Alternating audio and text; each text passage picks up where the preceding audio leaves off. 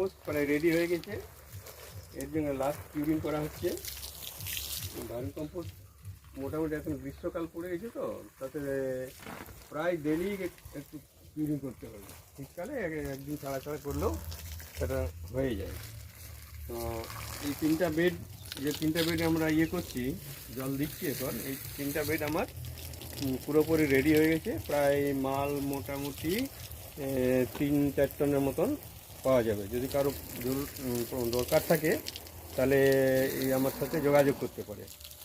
এছাড়া এখানে যে আইসেনিয়া ফেটিডা যে কেঁচো আছে, প্রায় এই তিনটা বেডে আমার মোটামুটি কিলো হলে হয়ে যায় 300-400 কিলো কেঁচো। এখন যদি কারো দরকার থাকে তাহলে এখান থেকে আমি দিতে পারি।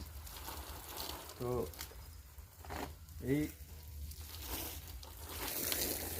এইভাবে ওকে গ্রীষ্মকালে মোটামুটি ডেলি কিউরিং করার দরকার আছে। কেঁচোটা বেশ ওর জার্মিনেশনটা ঠিক হবে না।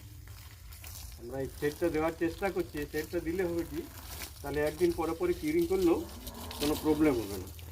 তো আমরা শীঘ্র এই সেটে একটা দিয়ে দেবো। তো এখন তো বেশি খরচা না করে ভর্তি পোঁয়াল দিয়েই সেটটা বানিয়ে দেবো। তো এইভাবেই আমরা এখন গাছ শুরু করেছি। শুরু করতে বেশ ভালো ফল পাওয়া যাচ্ছে। আমরা আজ পর্যন্ত অক্টোবর থেকে শুরু করেছিলাম, তাতে মোটামুটি 3-4 টন তো বিক্রি হয়েছে আমাদের ভার্মি কম্পোস্ট। আর এখন বেড মোটামুটি আমার মানে 25-30টা বেড পুরো রেডি হয়ে আছে। এই তিনটা একবারই রেডি। এটার মাল কেউ যদি চাই মানে কাল পরশু দিতে পারে।